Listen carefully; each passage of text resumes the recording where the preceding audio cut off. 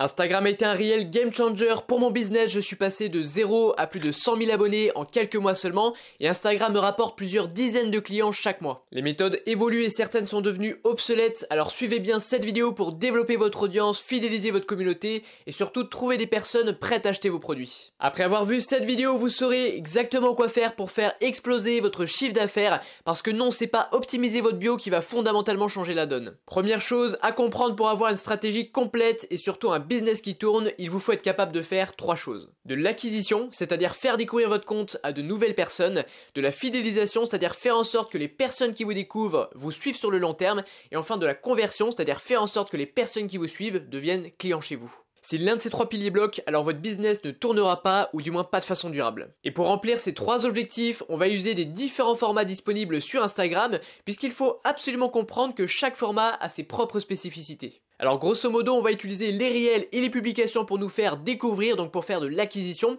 On va plutôt utiliser les stories et les lives pour faire de la fidélisation, parce que vous en conviendrez, c'est quand même assez difficile de se faire découvrir avec des stories et des lives. Par contre, ça va être un excellent moyen de faire de la fidélisation. Et ensuite, une audience fidélisée, c'est une audience qui achète plus et qui s'engage plus, donc qui indirectement vous rapporte de l'audience. Et enfin, la conversion, on peut plus ou moins en faire avec tous les formats. Donc par conversion, j'entends pas forcément convertir une audience en client. Ça peut être d'abord choper l'email pour ensuite la convertir en client. Et donc ça, potentiellement, on peut en faire en story, on peut en faire dans les lives et globalement, on va quand même plutôt en faire dans les réels et les publications. Alors je précise que vous n'êtes pas nécessairement obligé de vous montrer, hein. On a plein d'exemples de réussite de personnes qui sont complètement anonymes, même si effectivement, on va quand même le reconnaître, c'est un avantage de se montrer. Ça permet de créer une connexion plus forte avec son audience. Alors si c'est possible pour vous et que vous êtes prêt à le faire, je vous invite quand même à vous montrer. Mais si vous ne pouvez pas le faire, il existe plein de moyens de créer des contenus sans montrer son visage, c'est pas un problème. Vous pouvez créer des réels, des publications sans se montrer, c'est pas du tout un problème. Par contre, ce qui est vraiment obligatoire pour avoir une stratégie complète, en tout cas si votre objectif c'est de vendre et pas uniquement d'avoir la plus grosse audience possible, parce que comme je vous le répète à chaque fois, la taille de l'audience n'est pas forcément proportionnelle aux revenus. On peut très bien avoir de gros revenus avec une petite audience à partir du moment où on a un produit qui répond à un besoin et qu'on a une audience qualifiée. Et du coup, avoir une stratégie complète lorsque vous êtes entrepreneur, c'est vraiment super important. C'est ce qui va vous permettre d'avoir une grosse empreinte sur les gens. Par exemple, si vous faites uniquement des publications qui apportent de la valeur, eh bien certes, vous aurez peut-être une audience qui va vous suivre, qui va apprécier vos conseils, mais vous n'allez pas nécessairement vous distinguer des autres. Ne l'oubliez pas, quelqu'un qui achète vos produits, il les achète autant pour vous que votre produit en lui-même. Votre personal brand est capital et pour cultiver son personal brand, il faut partager vos valeurs, votre vision, votre philosophie de vie et tout ça, ça se fait mieux clairement à l'aide de live en direct. Vous pouvez discuter avec votre audience, échanger avec elle. Ça se fait également avec les stories pour partager votre quotidien, partager les coulisses, tout ce genre de choses. C'est vraiment à ne pas négliger. N'oubliez pas, les vues ne sont pas nécessairement corrélées aux ventes. Avant de poursuivre, sachez que j'ai créé un kit Instagram complètement gratuit que vous pouvez récupérer sur le premier lien en description. Et ce kit, il contient 4 documents qui devraient bien vous aider. Il y en a un avec 20 idées de posts Instagram pour vous aider à avoir de l'inspiration. Il y a également 3 autres documents qui vont vous aider à créer des stories engageantes, à faire des publications qui vont cartonner et à faire des réels qui vont cartonner. Donc tout ça est gratuit, ça se passe sur le premier lien en description. Donc n'hésitez pas à le récupérer. Alors maintenant, j'aimerais vous parler d'un concept très important qui malgré ça est négligé par 95% des créateurs. En fait, il y a 2 façons de faire grossir une audience. La première, et c'est logique, c'est de faire de l'acquisition, donc se faire découvrir auprès de nouvelles personnes. Et la seconde, c'est de faire de la rétention, c'est-à-dire faire en sorte que les personnes qui nous ont déjà découvert, eh bien nous suivent sur le long terme, c'est-à-dire regardent plusieurs de nos contenus.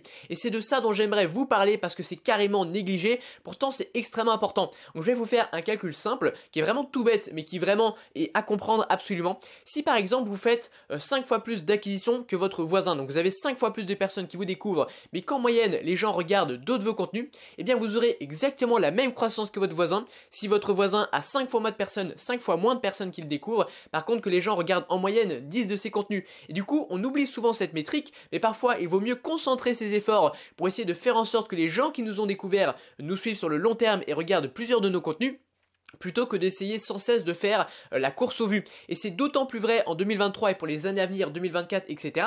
Parce que la création de contenu est devenue complètement à la mode. Toutes les marques s'y sont mises. Il y a des tonnes de créateurs, donc on en voit, enfin il y en a plein de nouveaux chaque jour. Et au final, le nombre de créateurs augmente proportionnellement plus vite que le nombre de spectateurs. Ce qui fait que nous, les créateurs, on se partage un gâteau qui proportionnellement est plus faible. Donc on se partage moins de vues. Donc autrement dit, concrètement, l'algorithme ne peut plus nous donner autant de vues qu'auparavant. Et donc il faut faire en sorte de se débrouiller avec le peu de vues qu'on a. Et ça, pour se débrouiller avec peu de vues, eh bien vous l'aurez compris, c'est la rétention qui compte, c'est notre capacité à maintenir les spectateurs sur nos contenus. Alors mon conseil est le suivant, ça ne veut pas dire que vous ne devez plus faire d'acquisition, c'est quand même important de faire rentrer de nouvelles personnes pour avoir une audience qui se renouvelle, parce que quoi que vous fassiez, vous aurez toujours des gens qui vont arrêter de vous suivre sur le long terme. Par contre, au lieu de passer tout votre temps à chercher la nouvelle stratégie qui va vous rapporter un peu plus d'audience, eh bien consacrez un peu de ce temps pour vous demander comment est-ce que vous pouvez augmenter votre rétention, comment vous pouvez fidéliser votre audience, créer des fils conducteurs entre vos contenus, comment vous pouvez marquer votre audience dès les premiers contenus, parce que voilà, vous connaissez l'expression, on n'a pas deux chances pour faire une bonne première impression. Donc quelqu'un qui vous découvre doit être directement marqué par ce que vous dites, par votre tempérament, par des propos tranchés, hein. Ça ne veut pas dire que vous devez forcément parler de politique, mais c'est quand même assez bien d'avoir une personnalité un peu atypique, d'oser dire ce que vous pensez, d'oser aller vers des sujets un peu touchy, et puis voilà, de créer des fils conducteurs entre vos contenus pour que vraiment vous ayez un bon taux de rétention. C'est vraiment une partie qui est trop négligée, qui pourtant est très importante pour faire grossir une audience sur le long terme. Tout à l'heure, je vous ai dit qu'il fallait combiner les différents formats, et bien il faut également varier les types de contenus que vous allez proposer, puisque chaque type de contenu a ses propres spécificités et ne vont pas avoir les mêmes effets sur votre audience. Donc par exemple, un tuto va éduquer votre audience, alors qu'un avant-après va plutôt inspirer votre audience. Alors pour avoir une stratégie de contenu complète et surtout créer une audience qui va réellement acheter vos produits, eh bien vous devez être capable à la fois de toucher, d'engager, d'inspirer, d'informer, de divertir et d'éduquer votre audience. Alors ça peut paraître compliqué vu comme ça, mais ne vous en faites pas, je vous ai prévu un tableau qui regroupe les différents types de contenus que vous pouvez proposer à votre audience selon l'objectif que vous avez, que ce soit inspiré, éduqué, informé, etc. Donc en fait ce tableau c'est une publication que j'ai postée sur mon compte Instagram, et pour votre info, cette publication je l'ai créée en 3 clics avec un seul prompt que j'ai posé sur ChatGPT. Donc c'est un prompt que j'ai designé par moi-même, et à ce propos je vous propose 10 prompts que vous pouvez récupérer gratuitement, qui vont vous aider à créer des meilleurs contenus, à créer des contenus plus vite, plus facilement. Vous pouvez le récupérer gratuitement, ça se passe sur le même lien que pour récupérer le kit Instagram que je vous ai proposé tout à l'heure, donc sur le premier lien en description, c'est gratuit, profitez-en. Alors maintenant j'aimerais vous parler de l'erreur fatale que commettent 95% des entrepreneurs qui cherchent à vendre sur Instagram. Cette erreur, c'est de chercher à vendre à tout prix. Alors oui, je sais, la finalité c'est quand même de vendre, mais c'est pas en étant obsessionné par la vente que vous allez réussir à avoir de bons résultats, ça je peux vous le garantir, parce qu'il faut quand même comprendre une chose, quand on va se connecter sur Amazon, eh bien on y va avec pour objectif d'acheter des produits, donc on sait pourquoi on y va. Mais quand on se connecte sur Instagram, eh bien on n'y va pas pour acheter des produits, on y va pour consommer du contenu, pour recevoir de la valeur gratuitement. Alors oui, effectivement la vente ça se démocratise sur Instagram, on en voit de plus en plus, mais malgré tout à la base on n'y va pas avec la même attention que sur Amazon, on n'y va pas carte bancaire à la main. Donc voilà, vous ne devez pas avoir un marketing trop agressif, et je peux vous assurer que l'argent elle est dans la relation, ça c'est capital à comprendre. Ça sert à rien de chercher sur chacun de vos contenus à essayer de faire du marketing, de montrer que vos produits sont les meilleurs, ça ne sert à rien. Vous devez d'abord apporter de la valeur, créer du contenu de qualité régulièrement, et ensuite seulement proposer vos produits, et vous verrez que de cette façon, en proposant moins vos produits, et bien curieusement vous aurez de bien meilleurs résultats. Donc ça c'est capital à comprendre, je le répète, l'argent est dans la relation. Alors mon conseil pour ça, c'est de vous fixer un maximum de 20% de vos contenus qui doivent être des contenus promotion, c'est-à-dire que si vous postez 5 contenus, et bien 4 des 5 ne doivent pas faire la promotion de vos produits, vous devez simplement apporter de la valeur. Alors évidemment vous êtes subtil, hein, vous créez des contenus en lien avec vos produits qui vont attirer des personnes susceptibles d'acheter vos produits, mais vous ne devez pas sur chacun de vos produits chacun de vos posts faire la promotion de vos produits. Donc maximum un post sur 5. À la limite, éventuellement vous pouvez faire la promotion de vos produits de manière subtile, c'est-à-dire en mettant en scène vos produits, ça c'est un très bon moyen de vendre, mais pas directement par marketing agressif. Alors maintenant j'aimerais faire une parenthèse sur l'heure optimale de publication, parce qu'il y a plein de mythes qui tournent autour de ça, on entend tout et son contraire. Alors sachez-le, l'objectif d'Instagram c'est de maintenir les gens sur la plateforme. Plus Instagram maintient les gens sur la plateforme, plus ils gagnent de l'argent, c'est logique. Et donc pour faire ça, ils vont essayer de montrer les meilleurs contenus, parce que s'ils montrent les bons contenus, eh bien les gens vont être intéressés et donc vont rester sur Instagram et revenir sur Instagram. Et du coup pour mesurer un bon contenu, ils vont regarder l'engagement. Donc s'il y a beaucoup de likes, s'il y a beaucoup de commentaires, que les gens regardent en entier si c'est un réel, etc.